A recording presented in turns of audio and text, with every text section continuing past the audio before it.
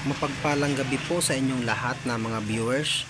Andito ako ngayon sa Sitio Puting Tulay, Makabling, kung saan ay nag-order ako ng lechong pares 60 at pares 50. Heto ako, nagpapaluto ako at alam kong masarap itong pares ito dahil madalas ako ditong nabili. Pati yung mga kasama ko dito rin bumibili. Dito lang po ito matatagpuan sa Puting Tulay. At mayroon dito AxiPay through GCash. At mayroon po tayo ditong sisig 90 with rice 100 at lechon pares 60 at with rice 70.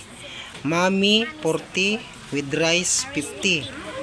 Yan po ang pwede ninyong orderin dito. Dito po ito kay Kuya Marlon Pares, Batangas. Lechong pares, mami, sisig, silog. Yan po.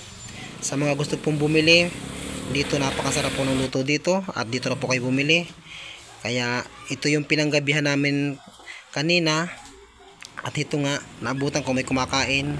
At ito ay 24 oras na nakabukas. At ito na nga yung pares. Yan, bumili ako. Sabi ko nga kay ate, masarap ang pares dito. Ayan, at binabalot na. I-upload ko sa YouTube ba? Nag-vlog kasi ako. Ayan si ate. Kaya sa mga gustong bumili dito at sa mga nakakaalam, punta na kayo dito. 24 hours itong nakabukas. At syempre kasama ko yung dalawa kong anak. Ayan. Masaya sila. Dito lang ito sa may katabi ng tulay ng Makabling. Ayan. Tuwan-tuwa yung mga anak ko, sabay nagpa-picture pa sila. Ayan. At ito yung tindahan, yan. Makikita ninyo. Pag nanggaling ka ng 7-Eleven, kanan.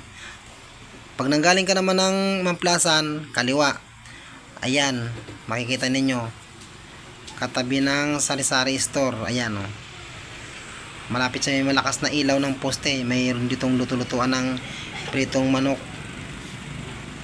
Ayan. Ito yung tindahan na binilang ko ng pares. Ayun, yung dalawa kong anak.